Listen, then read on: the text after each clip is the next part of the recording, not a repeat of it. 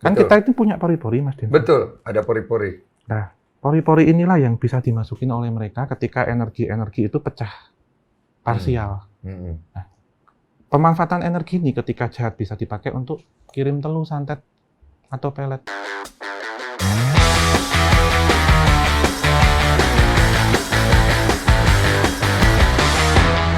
Minum dulu.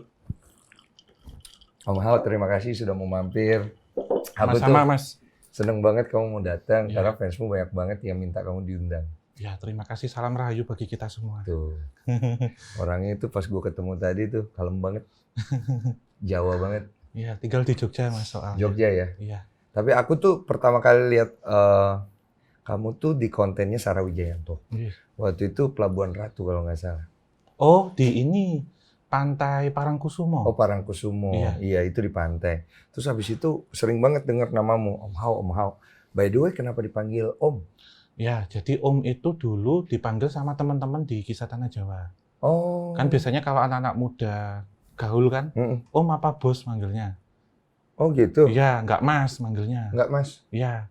Terus nama Haunya itu ketika saya dulu kerja hampir 12 tahun di perusahaan furniture, bos saya itu kan Tionghoa, Mas. Iya. Terus di situ nama Hari Kurniawan nama saya itu banyak.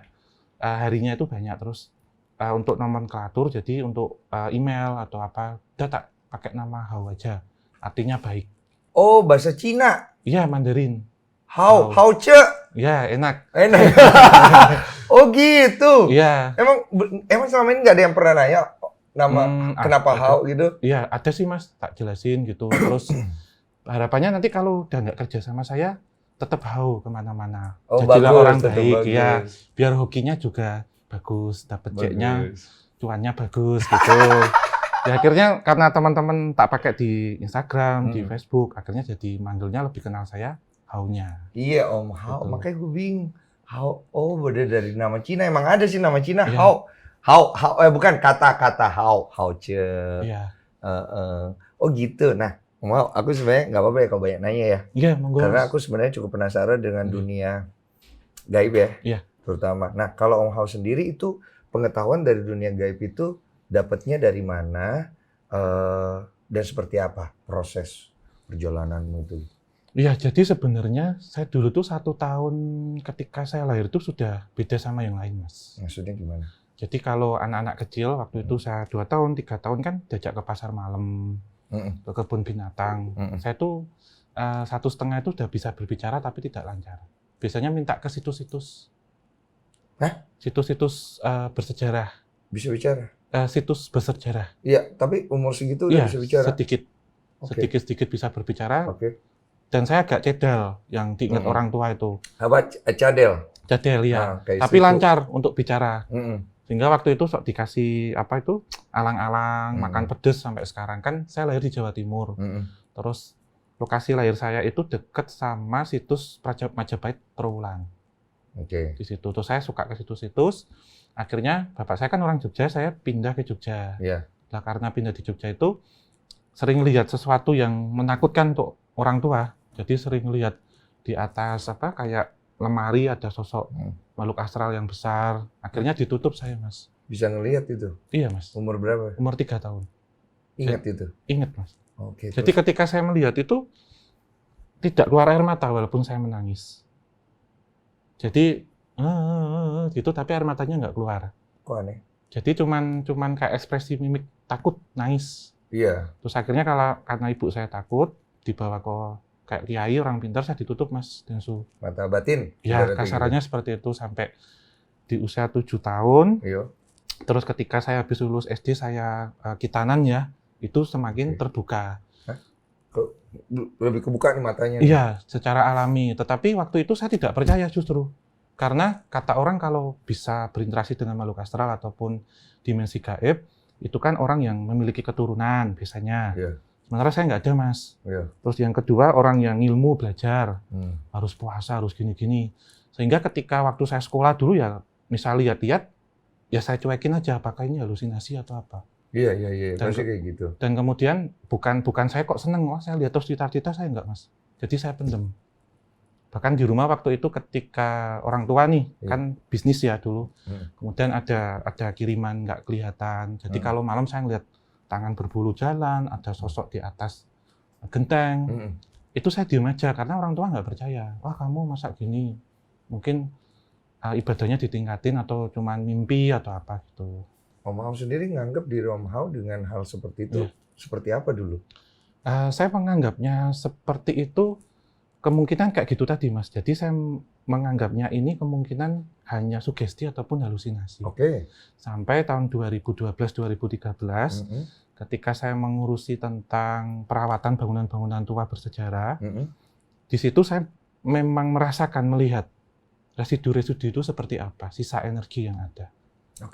Ketika saya melihat misal ke bangunan Belanda nih, saya mendengar suara bahasa Belanda, saya mendengar ada di situ ada siwar-siwar yang seperti foto-foto lama, Mas.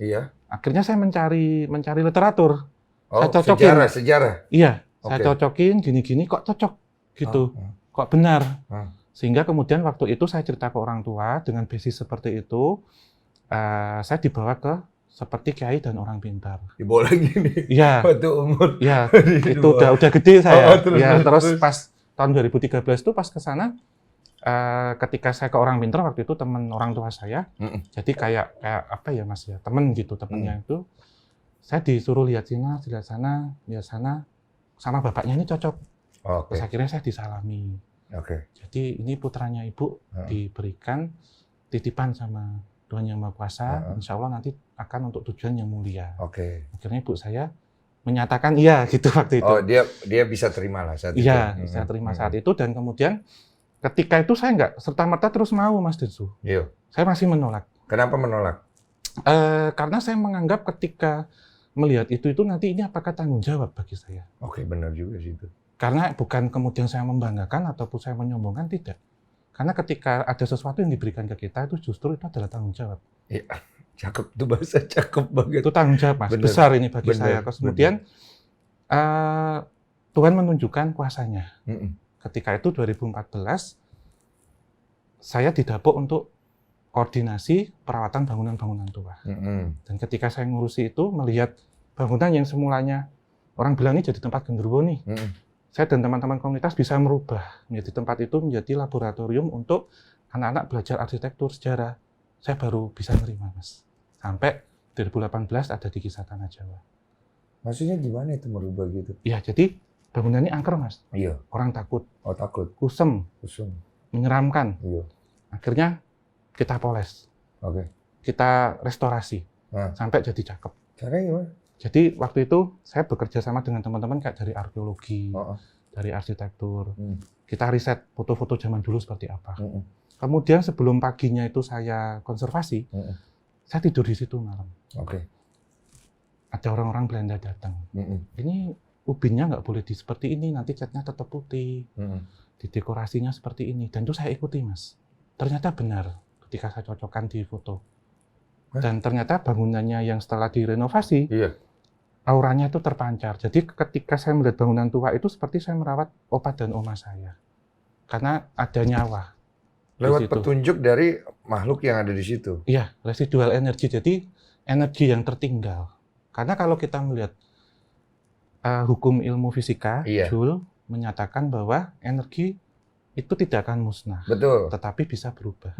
Betul. Ya, jadi energi-energi itu kemudian ada yang di situ dihinggapi oleh energi absurd dari makhluk astral. Yang kemudian ada yang menyerupakan. Ada yang benar-benar pure energi. Sehingga ketika kita mencapai ketenangan tertentu, kita bisa merasakan energi-energi yang lebih halus, itu bisa kita rasakan seperti laku meditasi, terus zikir kalau muslim gitu, Mas. Dan kita tenang, kita tidur, kita posisi pas gelombang otak bisa turun, masuk informasi itu. Aku boleh nggak? Aku jujur nih, ini nggak apa-apa ya kali ini di konten ini ya. Gue tuh pengen banget dapat logika, karena selama ini dapat sih tapi kurang ya. Mas. Makhluk gaib itu apa sih? Ada berapa banyak sih? Ya, sebenarnya gini, Mas. Kalau kita melihat entitas astral, disebutnya makhluk astral di sini yang tidak kasat mata. Betul. Mereka itu sebenarnya satu gumpalan energi yang absurd. tetapi ada muatan elektromagnetik di situ. Oh, ada hukum fisikanya ya? Ada. Oke, Itu nanti fisika sama metafisika, kan disebut metafisika. Iya. Fisika adalah ilmu bendawi, Betul. bentuk nyata, terlihat, dan bisa dirasakan. Iya. Metafisika non bendawi, tetapi juga bisa dirasakan. Ya, itu ada kurikulumnya tuh. Mas Densu pernah main ini nggak? Garisan. Iya. Terus ditarik gini. Ada kayak listriknya Ada gitu. statis. Iya. Ketika Mas merasakan mungkin nanti dingin ataupun merinding, itu berarti ada tarikan elektrostatis di antara kita. Iya. Karena mereka elektronnya negatif, kita positif, sehingga mag dan magnet. Jadi ketika kita merinding, misal naik itu ada entitas yang melewat dan dingin. Oh, itu makanya sering banget orang kalau bulu kuduknya merinding, mereka suka beranggapan ada makhluk yang lewat gitu ya? Seperti itu, Mas. Jadi bentuknya itu, maaf ya, ketika diciptakan itu kan api. Makanya terjadi orbs, Mas. Kalau fotografi. Iya, fotografi. Tapi bedanya, terkadang kalau ini ada orbs, tapi tak lihat. Kalau orbsnya banyak itu debu, saya bilang gitu. Oh iya, ada mirip, ada juga menyerupai jadi debu. Debu, Mas. Tapi kalau dia fokus, hanya satu orbsnya, itu indikasi ada astral di situ. Karena begini, ini kan banyak air, uap air. Di mana? Di sekitar kita. Sekarang nih? Umum. Oh, umum. Ya, Oke. Ketika kita berbicara, kita bernafas mengeluarkan uap air, H2O ya. Iya, benar. Terus itu juga ada yang menguap sedikit. Ini pun masih menguap loh, Mas, sedikit. Benar. Walaupun dia tidak dingin, kasat mata ya, kita tidak tahu lihat ya. Kecuali kalau kita panasin karena partikelnya bergerak kenceng, menguap menjadi anomali air ya. Ketika ada energi api, energi makhluk astral yang api, terbakar.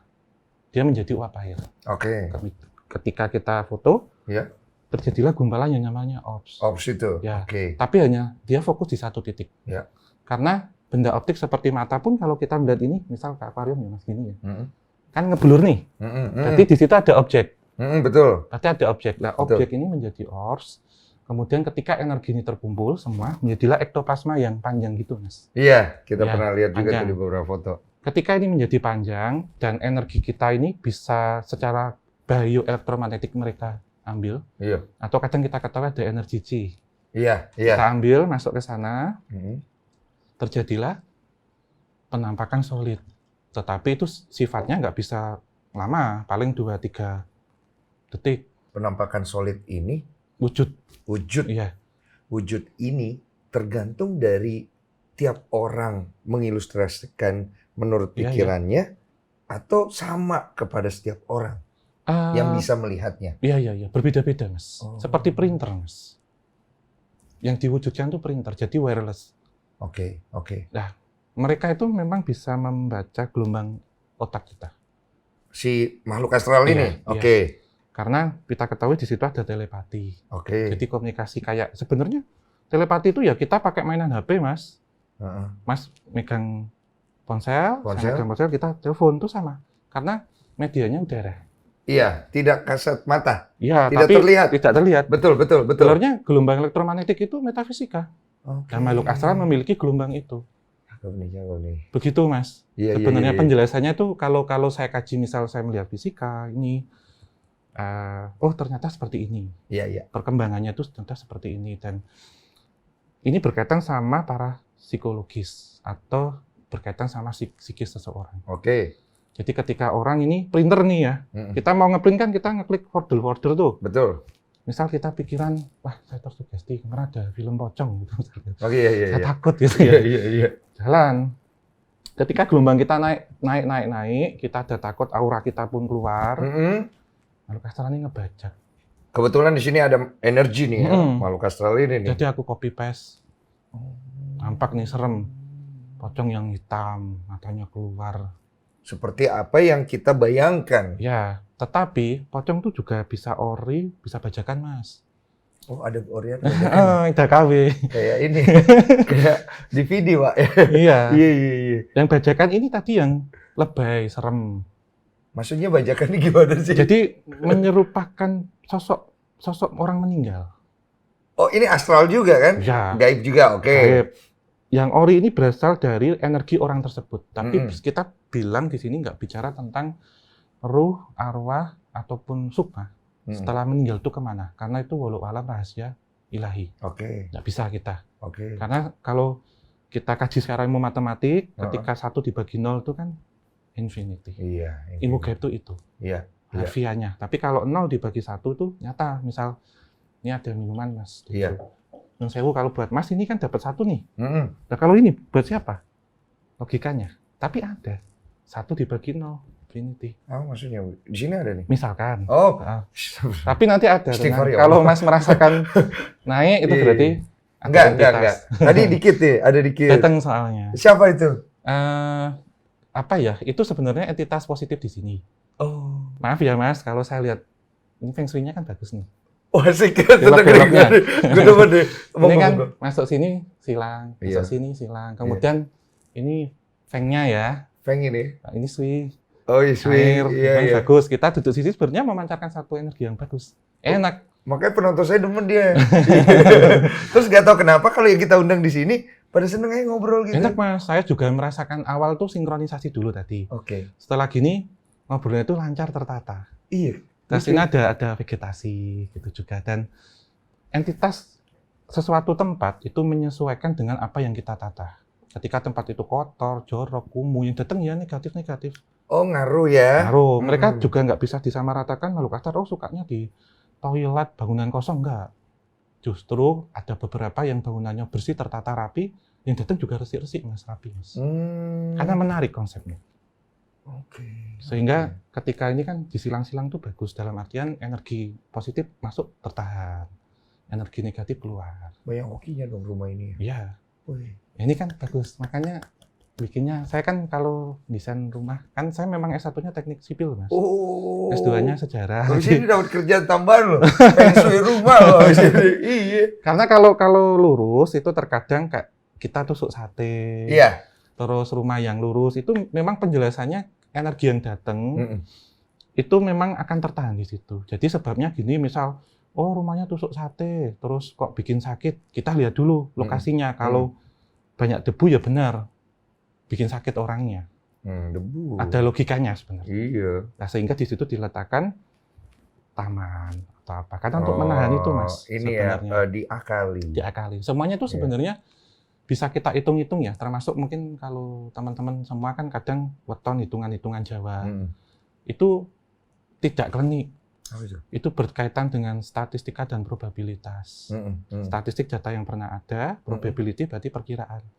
Jadi misal Mas Densu lahirnya Rabu Pon, karakternya gini, itu nggak terus diterawang karena dulu itu ada orang yang hidup dan lahirnya di itu, karakternya seperti ini, kemudian data ini dikumpulkan, terus diprediksi. Nah kalau reinkarnasi itu sendiri sebenarnya ada apa enggak? Ya, kalau saya pribadi nih Mas, saya meyakini itu kalau dalam kepercayaan saya memang tidak ada. Tetapi saya kalau dalam budaya itu ada. Dalam budaya ada? Ya, karena begini, kalau kita kaji secara medis nih, kita kan ada DNA, Mas. Iya, betul. DNA itu merekam apa saja. Disebutkan residual memory. Residual memory.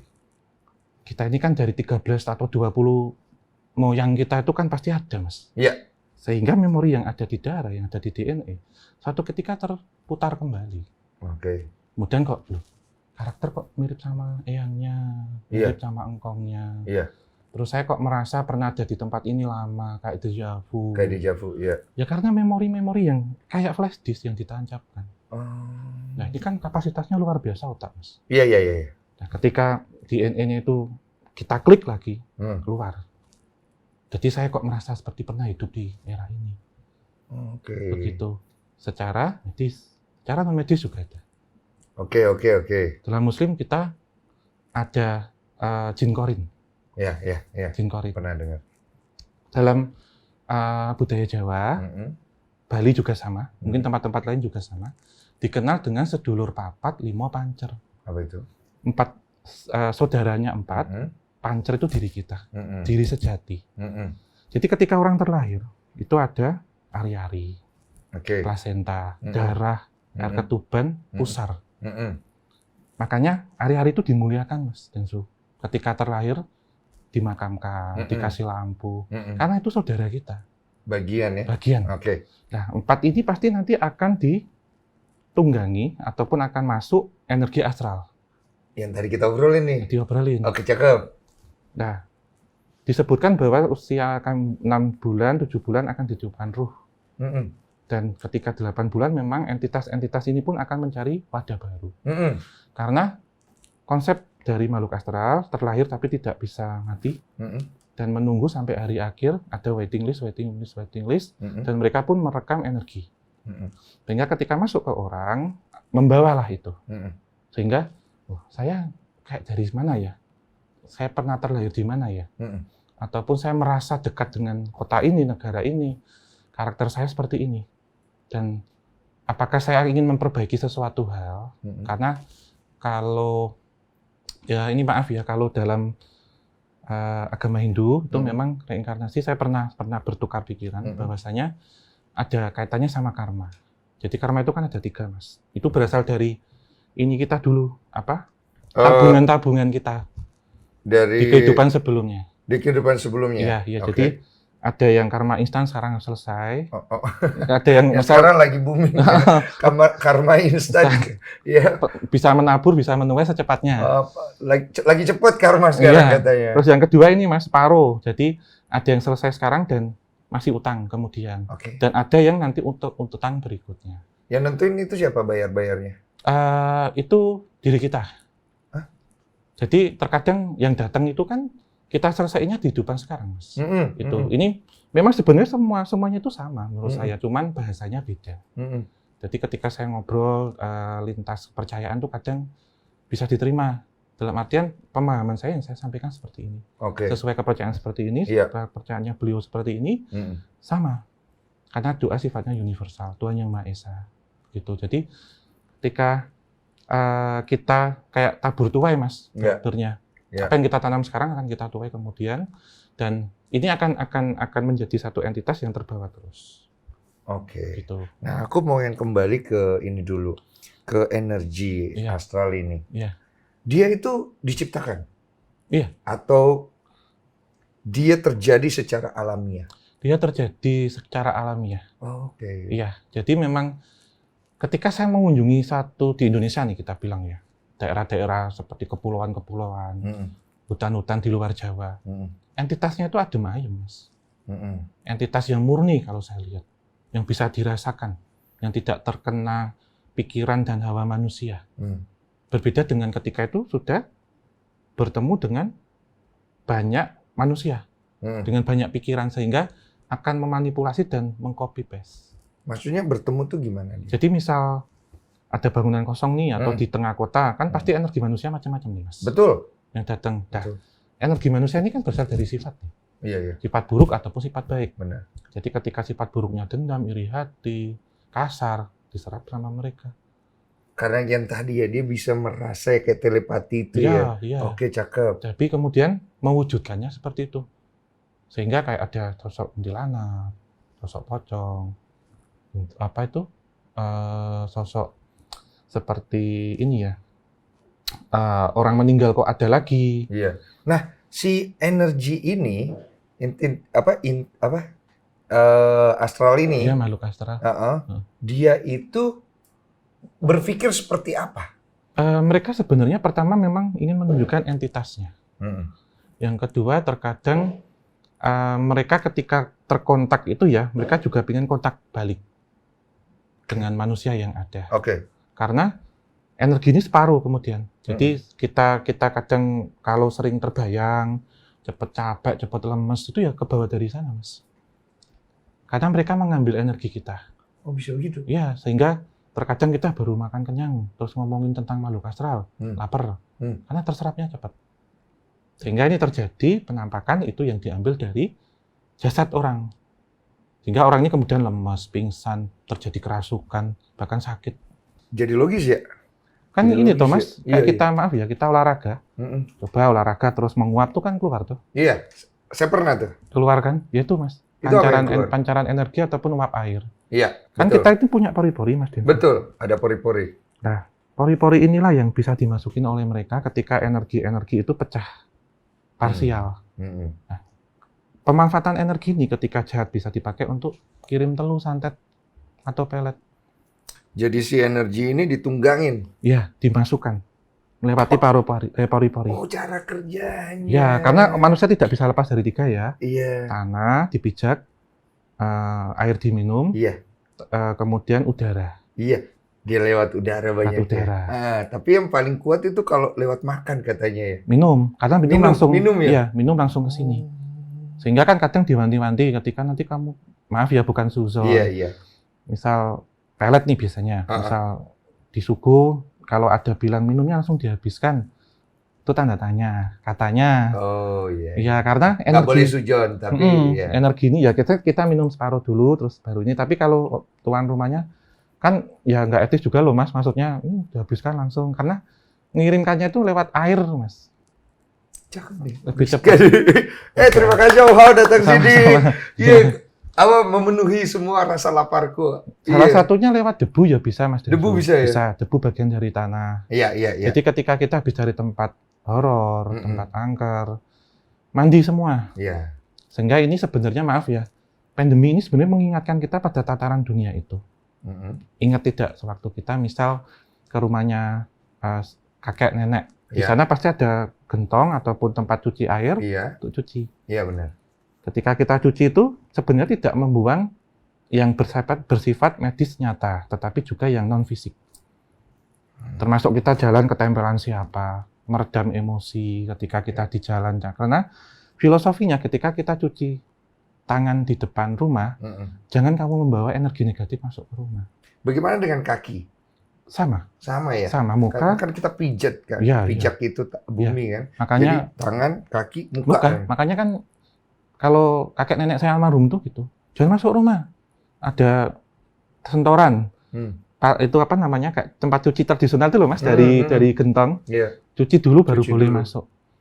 Kalau di muka itu kan kita fresh Mas. Pulang kerja di jalan kita macet macam-macam, jangan terus masuk, terus bawa energi negatif, marah-marah jangan gitu.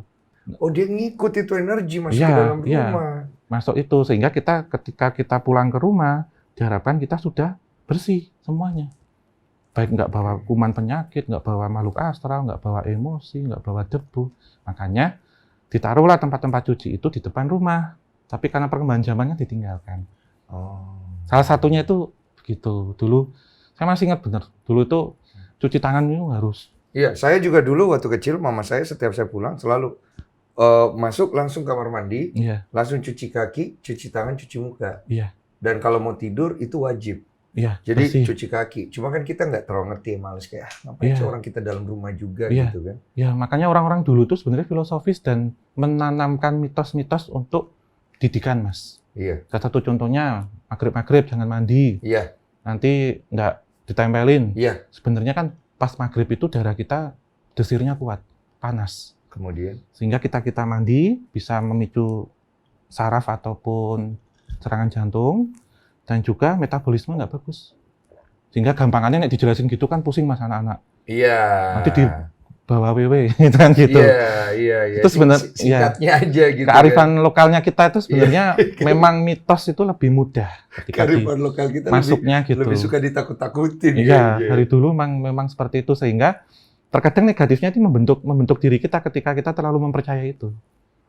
Ada negatifnya. Tapi dalam cerita nih, kalau kita kaji historiografi Indonesia ya, kita lebih suka mendengar dari dongeng atau cerita daripada membaca. Celakanya di situ Mas. Itu budaya kita. Karena kita tidak cross check juga. Iya, lebih cepat percaya. Lebih cepat percaya. Aku pengen gali dikit yang minum ya Mas. Aku pengen gali dikit yang kayak apa? Santet gitu-gitu ilmu ya. Ini kan berarti kan kita udah dapat sedikit logikanya. Ini kan di sekitar kita ini ada astral lah ibaratnya, ada energi ya. Kemudian ada orang berkemampuan nih, sama dia dimasukin nih, dia kirim. Dia kirim bisa lewat udara, air, tanah. Oke. Medianya nih. Kira-kira kalau saya ngelakuin hal itu, saya kirim lewat udara nih. Kita kan nggak bisa lihat. Misalnya si teman saya nggak bisa lihat nih yang saya kirim. Lewat dukun lah ibaratnya. Paranormal. Hal apa yang bisa membentengi dia, kemudian itu tidak terkena kepada dia? Simpel, Mas. Yang bisa itu ketika kita tersadar udah. Tersadar tidak tidur, tidak melamun. Tersadar seperti saat ini. Karena itu akan bisa masuk ketika melalui alam bawah sadar. Jadi berkaitan dengan psikis seseorang. Begitu. Kenapa demikian? Konsep jika kita jelaskan ya secara metafisika nih, secara non medis. Ketika orang tertidur, itu pasti mengalami beberapa fase. Sadar, semi sadar, dan tidak sadar ataupun alam bawah sadar ya. Iya, alam bawah sadar dia. Sehingga terjadi reprepan contohnya, sleep paralysis. Tuh. Tapi ketika sudah benar-benar tertidur pulas, itu kan mimpi, perjalanan spiritual, dan satu itu astral projection atau ngrogo sukmo, Mas. Nah ini kita ambil kalau untuk kasus santet di sini, itu ke alam bawah sadar orang ini, psikisnya yang diserang. Ketika orang tertidur, tadi yang sudah kita bahas itu kan sedulur rapat lima pancar. Saudaranya ini ada yang keluar. Posisinya begitu dia? Iya. Di atas ngambang gitu? Iya, seperti kita persis. Itu terjadi pada semua orang? Semua orang. Oke, coba. Keluar, tembak tuh. Oh, disikat dari situ? Yang diambil korinnya. Oh. Turun. Masuk. Lah, kalau pelet, Mas, dia keluar, tarik. Di bawah? Di bawah. Makanya orang itu linglung. Kebayang, misal nggak suka sama si A, setelah dipelet, wah aku pengen ke sana terus. Kok saya selasa dekat sama dia. Loh, badannya di sana. Makanya pakai media rambut, baju, daleman gitu, Mas. Iya. Karena dikejarnya ke situ. Iya. Gitu. Lah, mungkin ditanyakan, Mas Densu, ngirimnya gimana? Iya. Kalau kok paku bisa masuk ke dalam tubuh. Iya. Itu. Jadi ada kurirnya, Mas. Iya, ada kurir. Disebutnya BNPT atau Banaspati, Ghost Fire. Iya. Energinya api pasti ya. Iya. Misal nih, ini konvensional, ada yang modern sebenarnya. Cakep. Lama-lama gue S2 nih.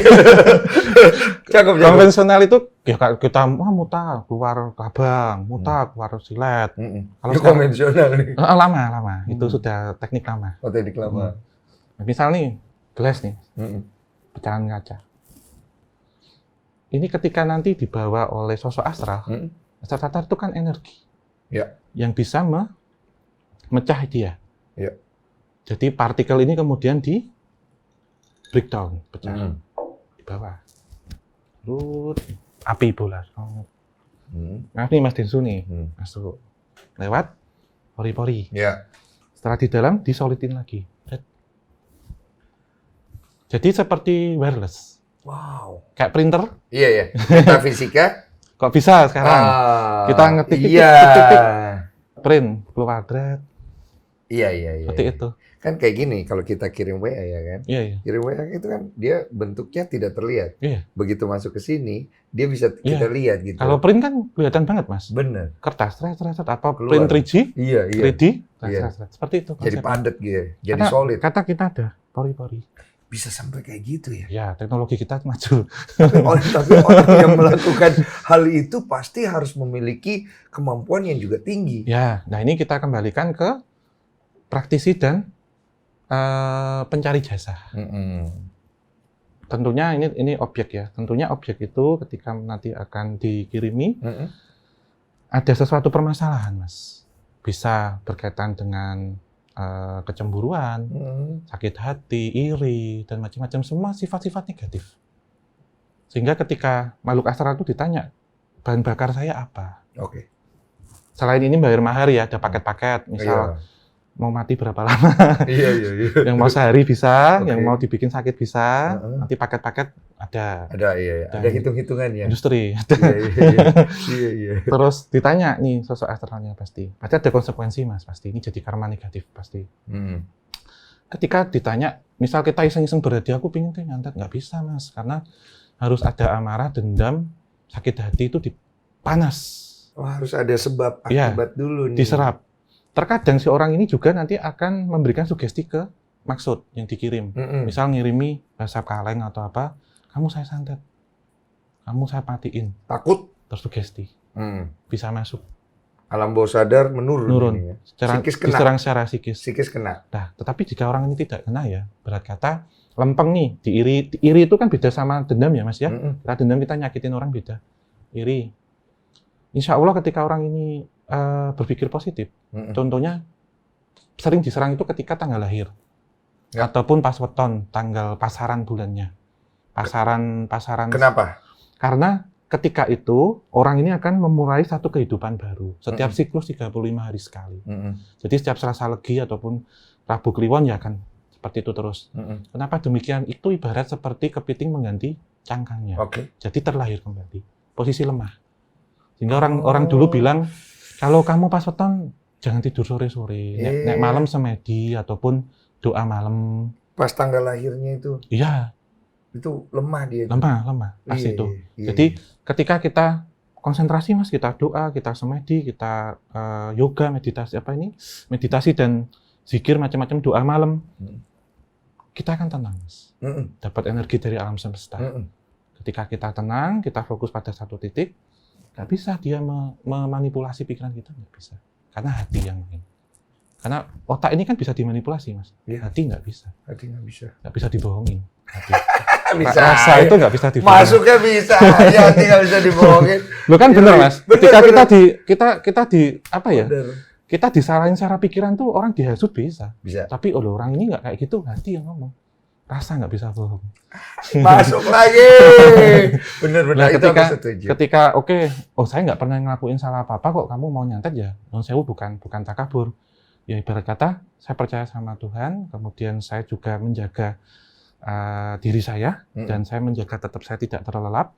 Ketika jam-jam itu yang di mana energi-energi yang lain itu sudah beristirahat, makanya ketika jam 12 sampai jam 3 sebelum subuh itu, bahkan suara daun pun terdengar. Karena jalurnya lebih gampang Mas, jalan tol. Dan kita juga bisa menyerap energi lebih dalam. Sepertiga malam lah. Iya, itu banyak orang berdoa di situ. Iya, karena apapun hantaran kita, baik positif, negatif, memang terjadi di jam itu. Tapi ketika kita terlelap, ketika kita terjaga, kita tidak masuk ke psikis dan alam bawah sadar, insya Allah tidak ada apa-apa. Sehingga ketika dikirimkan, di atap kayak petasan, duer. Meledak. Ketika kita cari pagi kok tidak ada, yaitu energi yang gagal. Gagal dia. Celakanya Mas, iya. Ketika nanti itu nggak jadi mental, balik. Nah, kalau kita bicara tentang hal itu, ada nggak bagian dari kemampuan sugesti berpengaruh di dalam hal itu? Contoh, saya adalah orang yang tidak percaya. Saya nggak percaya begituan. Bisa nggak saya kena? Itu bisa saja tidak akan terjadi, bisa Mas. Bisa, karena otak kita nggak akan bisa dibaca, dimanipulasi. Tetapi ketidakpercayaannya juga dilandasi dengan misalkan iman ataupun juga kita lakukan dengan hal positif. Ambil ketidakpercayaannya dilandasi oleh kesombongan. Ya, ketika itu, misal ketidakpercayaan tentang itu, sebenarnya ketika orang bilang itu nggak yakin dalam hati, tetap masih 50-50 menurut saya. Saya nggak percaya gini-gini, tapi dalam hatinya percaya. Ya, tapi sininya bisa tuh. Bisa apa enggak ya? Tapi ketika orang benar-benar tidak percaya tapi tenang, itu beda loh Mas. Beda bener. Saya tenang karena saya yakin ada entitas lebih besar yang melindungi saya. Tapi ketika orang itu jumawa, takabur, beda. Malah gampang diserang Mas. Iya, karena celahnya dari situ dia masuk. Iya, karena panas. Iya, panas. Kan beda tuh Mas ngomongnya, oh iya saya tidak percaya dengan seperti itu karena saya lebih percaya ada entitas besar yang melindungi saya, yaitu Tuhan. Iya. Tapi ketika bilang, wah saya nggak percaya. Apaan sih itu? Coba buktiin kalau ngentengin. Ini otaknya nantang, panas, ambil gampang, seret. Manusia itu kan energi Mas. Makanya ketika kita meditasi keluar, cakranya terbuka. Sehingga ketika cakra itu nanti sampai, kan spektrumnya Magico Ibinio nih. Ketika nila ataupun indigo peka, terbukalah cakra sixth sense atau indera keenam. Iya. Basically semua orang punya indera keenam Mas. Iya. Indigo itu warna aura. Orang ketika sampai di nila, sampai ungu, itu berarti peka. Makanya panca indera ini kan bisa merasakan kayak dingin, ya Mas. Iya. Rasa. Tapi entitas-entitas itu memang tidak bisa dirasakan dengan panca indera, dengan satu indera keenam tadi. Dan indera keenam itu sebenarnya salah kaprah ketika kita ngomong, bisa lihat hantu. Ya itu bagiannya Mas, tapi fenomena-fenomena yang tidak dirasakan dengan panca indera itu bisa dirasakan. Seperti intuisi, kata hati, kemudian satu peristiwa yang akan terjadi, misalkan contohnya cuaca.